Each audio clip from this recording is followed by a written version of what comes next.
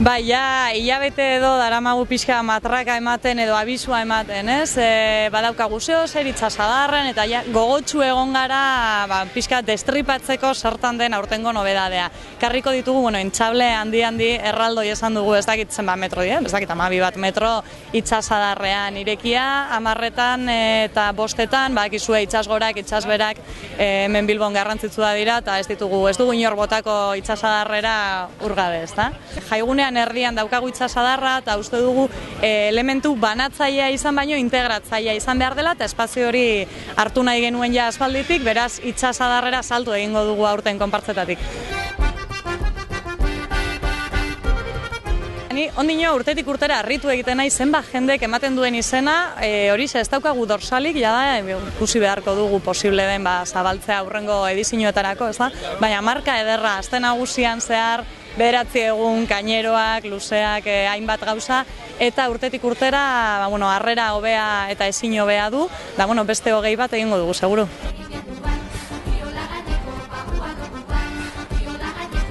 Badago talde bat Dibujatu el rato sin parar, kolektiboa dena, eta eurek, segundito batean, tita egite dituzte horrelako irudiak, haiek nahiko artista dira, gu igual ez gara hainbeste, baina ohituak gaude, kuadrilletan, kalean, turistak, bertakoak, dana selfieak eta argazkiak egiten, eta guk nahi duguna da, hartuko dugu irudi hori, baina marrastuz, ibiliko dira zenbait egunetan, irudiak hartzen, baitxosen barrualdean, kanpoaldean, kalean, egiten duguna joango dira marrasten eta jendea gonbidatuta dago ere horretan parte hartzera, ez da bakarrik ikusteko, baizik eta inork grina badauka marrasteko eta mobil alde batera usteko ere gonbidatua dago.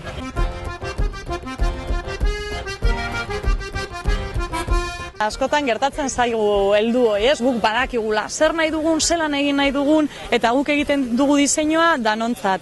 Ez, jai herrikoi eta parte hartzaileak baditugu, egin nahi baditugu, umeek bere esparrua behar dute, baina eman behar diegu hitza eta eman behar diegu aukera erabakitzeko, ez da? Orduan, adibidez hainbat gunetan, konpartza batek atera daue sortu du txikientzako konpartza, beste gune batek egingo du umeen asanblada, gastronomikoak ere, hainbat gauza aurkeztu ditu, baina batez ere hitza hartzea, ez, da gure konpartzakide txikiak parte hartzera eta eraikitzera gonbidatzea.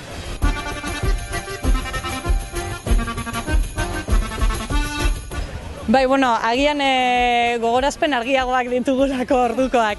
Ez, baina egia da azken urteetan indarra egin dugula eta potente aritu garela batez ere goizeko programazioarekin.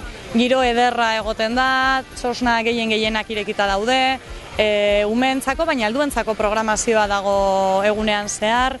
Pilo bat aukera kirola egiteko aste nagusian ere, trago alde batera utzita.